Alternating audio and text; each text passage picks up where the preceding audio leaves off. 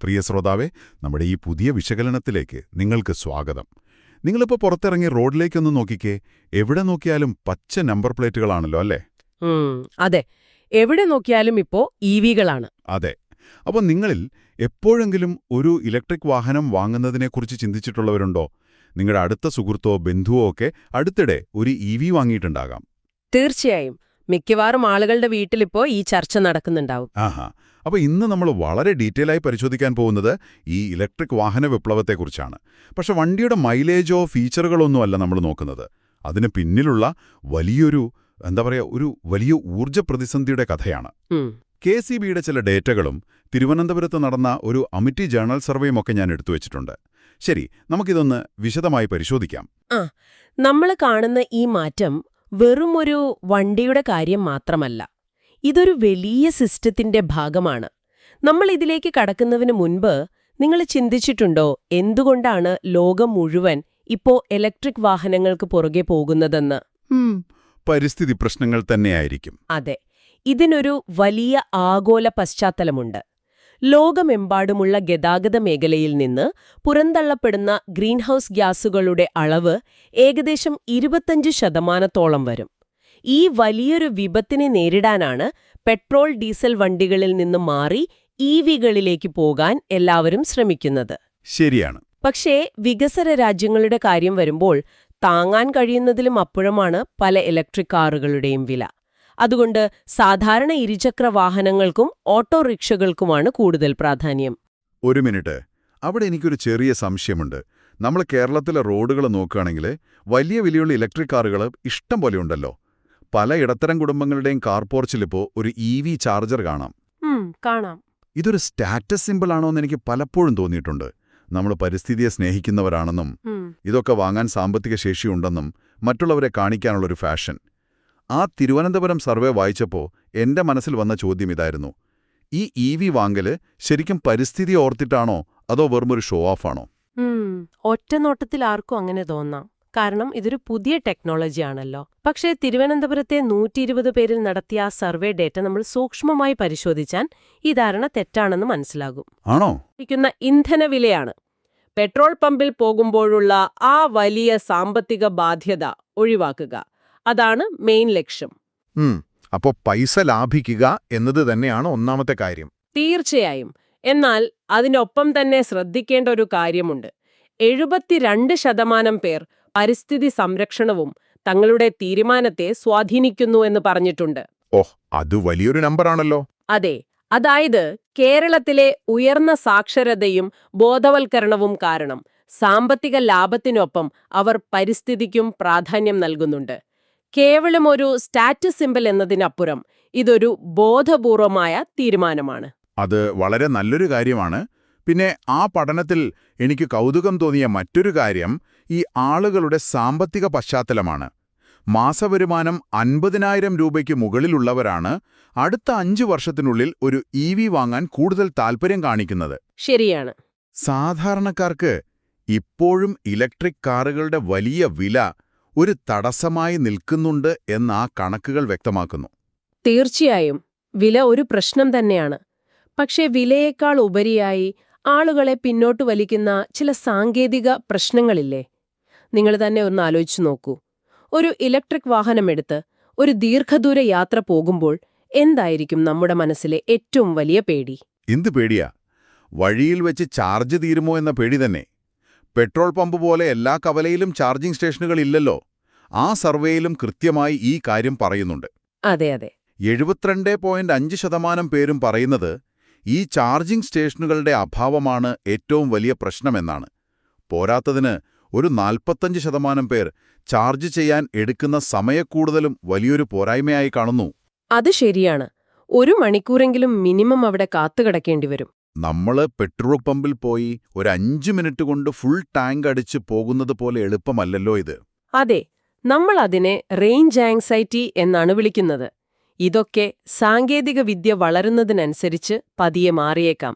എന്നാൽ നമ്മൾ ഇന്ന് സംസാരിക്കാൻ പോകുന്ന ഏറ്റവും വലിയ പ്രശ്നം ഇതൊന്നുമല്ല. ഇവിടെയാണ് കാര്യങ്ങൾ ശരിക്കും രസകരമാകുന്നത്. അതെന്താ? ഒരു ഇലക്ട്രിക് വാഹനം റോഡിലൂടെ ഓടുമ്പോൾ അതിൽ നിന്ന് പുക വരുന്നില്ല എന്നത് സത്യമാണ്.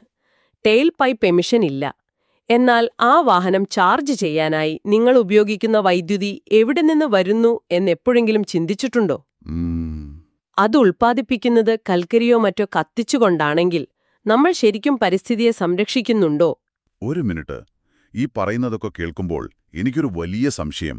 നമ്മളിപ്പോൾ സംസാരിക്കുന്നത് കേരളത്തിന്റെ കാര്യമാണല്ലോ. നമ്മുടെ KSEBയുടെ ഡാറ്റ നോക്കിയാൽ കേരളം കൂടുതലും ജലവൈദ്യുതിയെ ആശ്രയിക്കുന്ന സംസ്ഥാനമാണെന്നല്ലേ കാണുന്നത്? അമിതൊരു ധാരണ എല്ലാവർക്കുമുണ്ട്. എന്റെ കയ്യിലുള്ള ഡാറ്റ പ്രകാരം കേരളത്തിന്റെ സ്വന്തം വൈദ്യുതി ഉൽപ്പാദനത്തിന്റെ 85% ഇത്തരം ജലവൈദ്യുത പദ്ധതികളിൽ നിന്നാണ്. ഇന്ത്യയുടെ മൊത്തം കാർബൺ പുറന്തള്ളലിന്റെ വെറും 0.04% മാത്രമാണ് കേരളത്തിന്റെ കണക്ക്. അപ്പോൾ പിന്നെ താങ്കൾ ഈ പറയുന്ന കൽക്കരിയുടെ പ്രശ്നം എവിടെയെന്നാണ് വരുന്നത്? നമ്മളിവിടെ EV ഓടിക്കുന്നത് ശരിക്കും ഹരിതമായിട്ടുള്ള കാര്യമല്ലേ? അവിടെയാണ് ഏറ്റവും വലിയ കൗതുകമിരിക്കുന്നത്. ഒറ്റ നോട്ടത്തിൽ ആർക്കും തോന്നിപ്പോകും കേരളം ഗ്രീനാണ്, അതുകൊണ്ട് ഇവിടത്തെ വൈദ്യുതിയും ഗ്രീനാണെന്ന്. പക്ഷെ യാഥാർത്ഥ്യം അതല്ല. അല്ലേ? അല്ല. KSEBയുടെ വാർഷിക റിപ്പോർട്ടിലെ കണക്കുകൾ നോക്കിയാൽ ശരിക്കും അത്ഭുതം തോന്നും.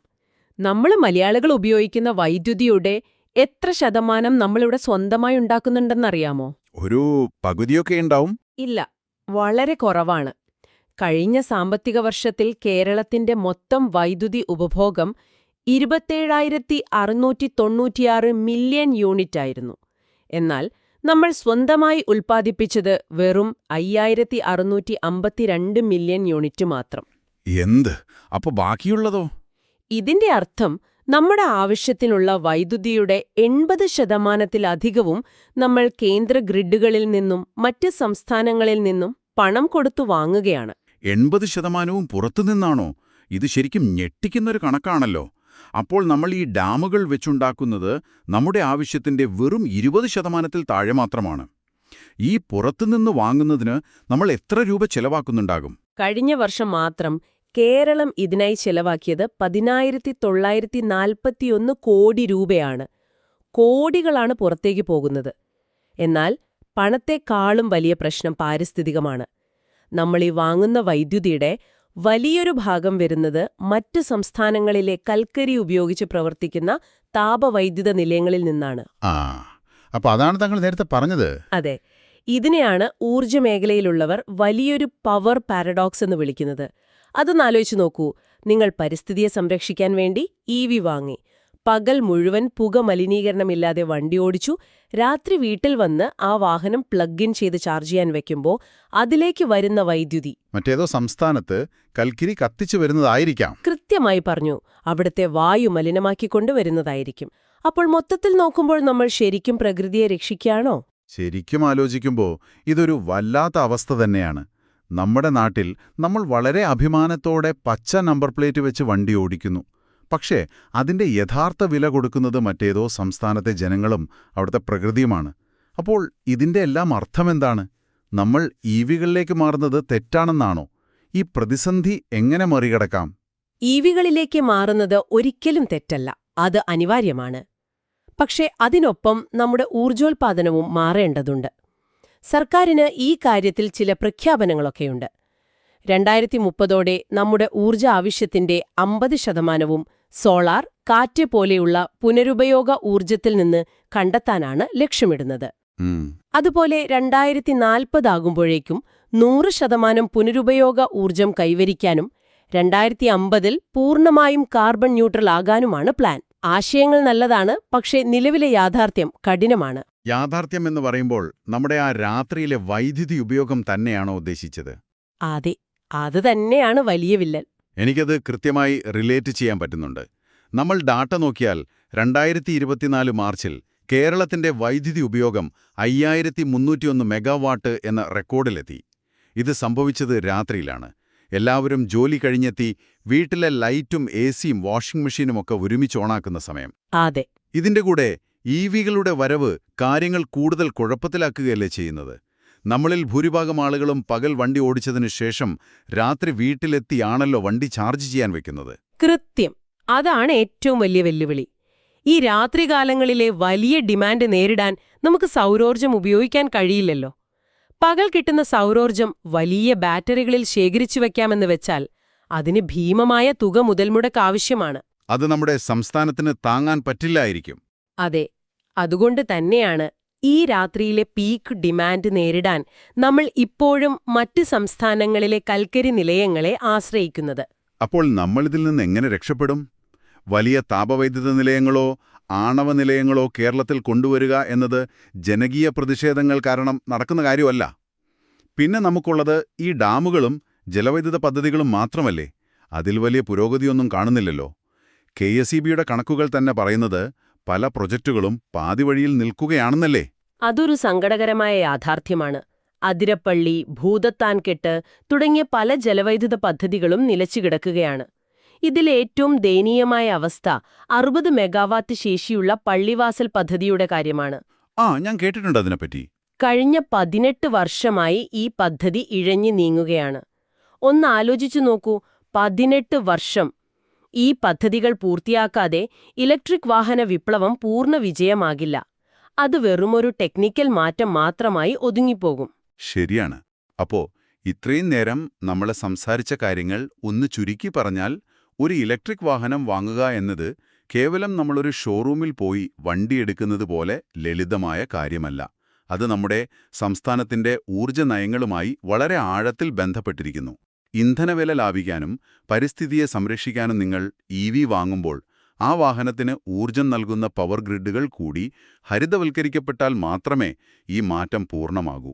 തീർച്ചയായും ആ മാറ്റത്തിന് നമ്മൾ ഓരോരുത്തരും തയ്യാറെടുക്കേണ്ടതുണ്ട്. അപ്പോ പ്രിയ ശ്രോതാവേ, നിങ്ങളുടെ വീട്ടിലെ EVയും സംസ്ഥാനത്തിന്റെ പവർ ഗ്രിഡും തമ്മിലുള്ള ബന്ധം നിങ്ങൾക്ക് മനസ്സിലായി കാണുമെന്ന് ഞാൻ വിശ്വസിക്കുന്നു. സ്രോതസ്സുകളിൽ പറഞ്ഞിരിക്കുന്ന ആ രാത്രികാല പീക്ക് ഡിമാൻഡ് എന്ന പ്രശ്നത്തെ അടിസ്ഥാനമാക്കി നിങ്ങളുടെ ചിന്തയ്ക്കായി വളരെ കൗതുകകരമായൊരു ചോദ്യം ഞാൻ മുൻപിൽ വയ്ക്കുകയാണ്. എന്താണത്? പകൽ സമയത്ത് സൗരോർജ്ജം സുലഭമായിരിക്കുകയും എന്നാൽ രാത്രിയിൽ വൈദ്യുതിക്ക് കടുത്ത ക്ഷാമം നേരിടുകയും ചെയ്യുന്ന ഈ അവസ്ഥയിൽ ഭാവിയിൽ EV ചാർജിങ്ങിന് ഡൈനാമിക് പ്രൈസിംഗ് എന്നൊരു സംവിധാനം വന്നാലോ?